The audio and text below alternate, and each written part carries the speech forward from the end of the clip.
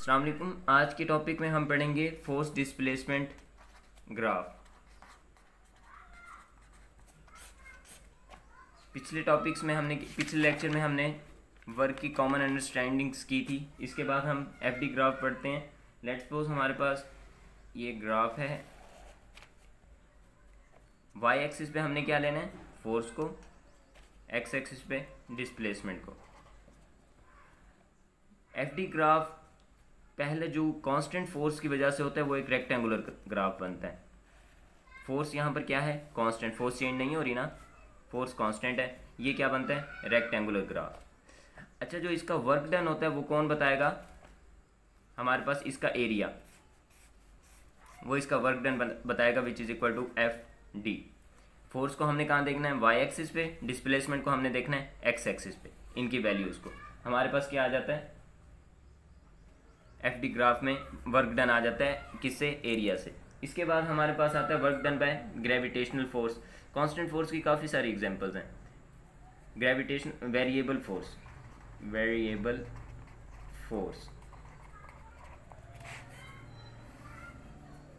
उसमें अंडरस्टैंडिंग की चीज़ ये है कि आपने वाई एक्सिस पर फोर्स को नहीं लेना, एफ कॉज ऑफ थीटा को लेना है। क्योंकि हमने फोर्स के कौन से कंपोनेंट को लेना होता है, हॉरिजॉन्टल कंपोनेंट को, और वो किस डायरेक्शन में होता है, डिस्प्लेसमेंट की डायरेक्शन में। लेट्स सपोज ये है, तो यहाँ फोर्स पहले यहाँ इतना लग रही है, फिर फोर्स कम हो गई है, फिर और कम हो गई है, फिर ज़्यादा होने लगी है। यहाँ पर यूनिफॉर्म नहीं है। तो यहाँ पर हम ऐसा करते हैं कि इसको, फोर्स को डिफरेंट पैचेस में डिवाइड कर लेते हैं। हर पैच के लिए फोर्स क्या हो जाएगी, कांस्टेंट, और हम हर पैच के लिए अलहदा से वर्क डन निकाल के सबको ऐड कर लेंगे। फार्मूला क्या होगा हमारे पास, W is equal to sigma n i is equal to 1 f i into cos of theta i delta d i. I जो है ये आपके पास कोई भी पैच हो सकता है, ठीक है। ये हमारे पास इसका फॉर्मूला हो जाता है, और इसका फॉर्मूला क्या होता है, W is equal to F d. Am I clear. Work done by gravitational force, ये work done by constant force by variable force, by constant force.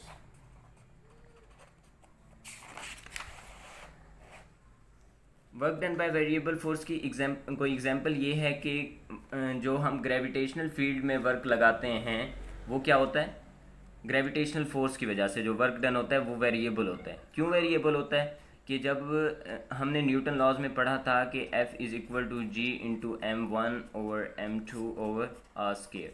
यहाँ फोर्स और आर स्क्वेयर का इन्वर्स रिलेशन है, inversely proportional to R square. Mean के हम जैसे ही distance बढ़ाते जाएंगे बॉडी का, उसकी क्या होगी, उसकी फोर्स कम होती जाएगी, और जब फोर्स कम होती जाएगी वर्क डन कम होता जाएगा। मीन फोर्स वेरिएबल है, यहाँ पर फोर्स कांस्टेंट नहीं है, जिसकी वजह से हमारे पास ये ग्राफ हासिल होता है, ठीक है।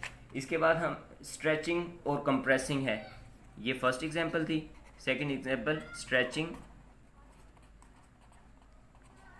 And compressing of spring. Stretch और कंप्रेशन ऑफ स्प्रिंग, इसमें कैसे होता है कि जब हम शुरू में स्ट्रेच करते हैं तो उसकी स्ट्रेचिंग आसान होती है, हमें कम फोर्स लगानी पड़ती है। जब हम ज़्यादा स्ट्रेच करते हैं स्प्रिंग को तब हमें फोर्स ज़्यादा लगानी पड़ती है, ठीक है। तब क्या होता है, फोर्स उसकी यूनिफॉर्म नहीं रहती। कंप्रेसिंग में शुरू में स्प्रिंग को कंप्रेस करेंगे, इजीली कंप्रेस होता जाएगा, लेकिन जैसे जैसे ज़्यादा कंप्रेस होगा तो उसमें कंप्रेशन में हमें ज़्यादा फोर्स लगानी पड़ेगी, जिसकी वजह से वर्क डन भी ज़्यादा प्रोड्यूस होगा। यहाँ पर भी फोर्स कांस्टेंट नहीं होती, ठीक है। इसका बता दिया। इसके बाद हम देखते हैं डिफरेंट रिलेशंस, और उसके बाद हम एफ डी ग्राफ की एक एग्जाम्पल पढ़ लेंगे, ठीक है, ताकि हमें इसकी एप्लीकेशन का पता चल जाए कि एफ डी ग्राफ किस तरह का आता है। अब हम देखते हैं different relations of work done. Relations of work done, सबसे पहले जो हमने पढ़ा कि W is equal to F d या f d cos of theta. ये किसके लिए होता है, कांस्टेंट फोर्स। अगर वेरिएबल फोर्स हो तब क्या होगा, W इज इक्वल टू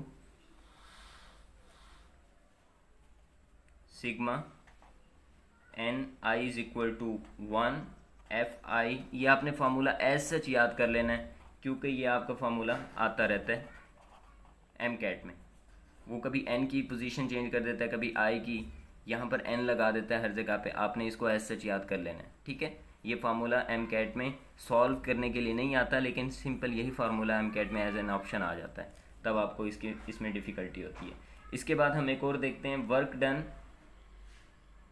हाँ, वर्क एनर्जी थ्योरम जो है आपका, वर्क एनर्जी थ्योरम,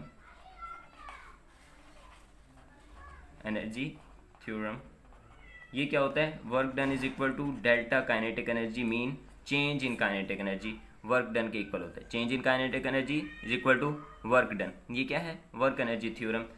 एक और भी है डेल्टा पोटेंशियल एनर्जी। ये कब होता है? जब फोर्स कौन सी हो, हमारे पास कंजर्वेटिव फोर्स एक्ट करे, तब क्या होता है? चेंज इन पोटेंशियल एनर्जी क्या प्रोड्यूस करती है? वर्क डन, ठीक है। कंजर्वेटिव फोर्सेस वो होती हैं जिनमें वर्क डन स्टोर हो जाता है, जैसे ग्रेविटेशन, जब हम ज़मीन के साथ साथ ही होते हैं, किसी बॉडी को लिफ्ट करते जाते हैं, तो वहाँ पर बॉडी में क्या हो जाता है? पोटेंशियल एनर्जी स्टोर होती जाती है, वर्क डन स्टोर होता जाता है। उनमें हमने पोटेंशियल एनर्जी के केसेस देखने हैं। अच्छा, अगर मैं कहता हूँ कि अगर हमने किसी बॉडी पे फोर्स लगाई और उसने क्या किया कि स्पीड को चेंज कर दिया, तब ये फार्मूला लगाएंगे। अगर मैं कहता हूँ मैंने अगर एक बॉडी पे फोर्स लगाई, उसने क्या किया? किसको चेंज किया? पोजीशन को चेंज किया, तब हम ये वाला फार्मूला लगाएंगे, W is equal to delta potential. इसके बाद हम इसका एक चौथा इंप्रेशन देखते हैं, which is equal to W is equal to P delta V। ये कब होता है? ये होता है work done by a gas at constant pressure, ठीक है। इसकी अंडरस्टैंडिंग मैं आपको चैप्टर नंबर 11 में कराऊंगा। अब अब आप सिर्फ ये याद रख लें कि जब वर्क डन किससे हो? कांस्टेंट प्रेशर से हो। वर्क डन कौन करे? गैस करे, लेकिन कांस्टेंट प्रेशर पर, तब वर्क डन का फार्मूला ये बन जाता है। उसके बाद एक लास्ट फार्मूला पढ़ते हैं, W is equal to 1/2 kx²। ये कहाँ पढ़ा था आपने? चैप्टर नंबर 7 में इसको पढ़ाऊँगा मैं आपको। इस फार्मूला की प्रॉपर अंडरस्टैंडिंग होगी इंशाल्लाह। ये कब होता है? Work done on A spring, work done on A spring. ये डिफरेंट एक्सप्रेशंस हैं वर्क डन के, ये आपने सारे के सारे अप्लाई होंगे। इसके बाद हम इस हवाले से एक एग्जांपल देख लेते हैं, ताकि हम बल्कि यहीं सॉल्व करते हैं। लेट्स सपोज उसने हमें एक क्वेश्चन दिया है, ये आपके एमकेट का पास्ट पेपर का क्वेश्चन है जो मैं अभी सॉल्व कराने लगा हूँ।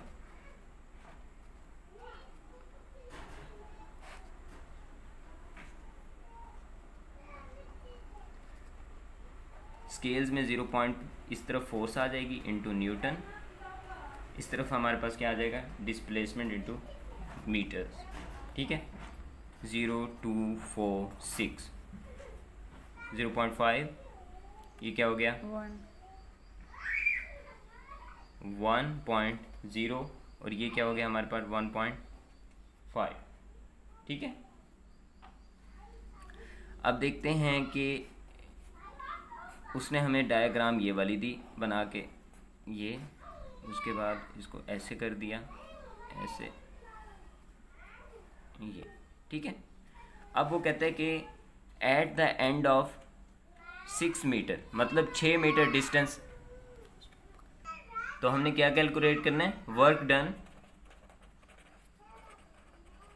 एट 6 मीटर डिस्प्लेसमेंट या डिस्टेंस, ठीक है। अच्छा, अब यहाँ देखते हैं कि मैंने क्या कहा था कि एरिया अंडर dt ग्राफ क्या करता है? हमें शो करता है वर्क डन।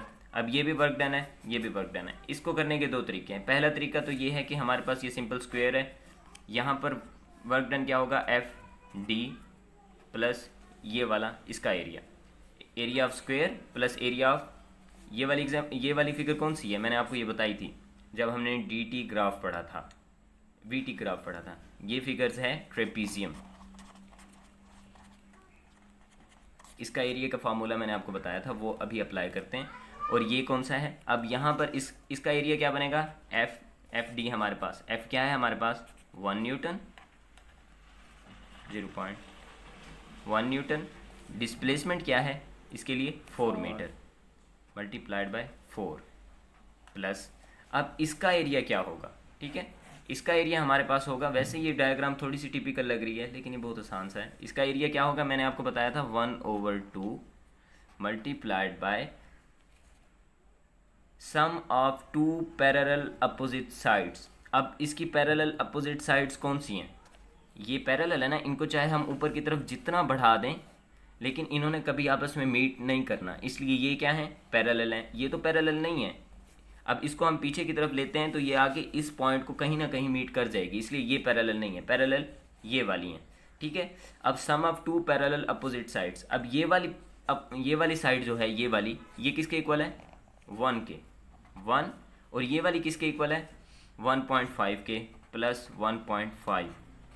अच्छा, तो मैंने क्या फार्मूला बताया था, 1/2 into sum of 2 parallel opposite sides multiplied by distance between 2 parallel opposite side. Sum of 2 parallel opposite sides ये हो गया। अब इनका डिस्टेंस क्या है, ये अपोजिट साइड्स, इनका डिस्टेंस क्या है 2। 4 और 6 का को हम वो करें, सब्ट्रैक्ट करें तो आंसर क्या आता है 2 मल्टीप्लाइड बाय 2। 2 से कैंसिल, 1 प्लस 1.5 कितना होगा 2.5 प्लस 1 4 दा 4 इज इक्वल टू 6.5 जाओ, ठीक है। एक तो ये हो गया। इसका एक और अंडरस्टैंडिंग है इसका, अगर हम इसको एक्स्ट्रापुलेट करें इस लाइन को तो यहाँ तक ये सारी लाइन हमारे पास क्या बन जाती है रेक्टेंगल। इसका एरिया क्या होगा फोर्स मल्टीप्लाइड बाय डिस्प्लेसमेंट, तो क्या बन जाएगा यहाँ पर हमारे पास फोर्स क्या है 1, ये दूसरा मेथड है 1, डिस्प्लेसमेंट क्या है हमारे पास 6 प्लस ये हमारे पास कौन सी शेप बन गई है रेक्टेंगल ट्राइंगल। रेक्टेंगल ट्राइंगल का एरिया क्या होता है 1/2 multiplied by base multiplied by height. अब इसकी बेस क्या है 2, 6 और 4 और 6 का डिफरेंस लें तो 2 आता है, और इसकी हाइट क्या है 1 और 1.5 का डिफरेंस लें क्या आता है 0.5। 2 से कैंसिल, 0.5 जब 6 में ऐड होगा तो क्या आ जाएगा 6.5 जाओ, ठीक है। इस तरह के क्वेश्चंस आएंगे इंशाल्लाह। अभी मैक्सिमम मैंने आपको डिस्कशन करानी है क्योंकि ये चैप्टर किस लिए इंपॉर्टेंट है, न्यूमेरिकल्स के लिए इंपॉर्टेंट है। नेक्स्ट लेक्चर्स में हम इसके इंपॉर्टेंट क्वेश्चंस भी सॉल्व करेंगे इंशाल्लाह। जज़ाकल्लाह, थैंक्स फॉर वॉचिंग।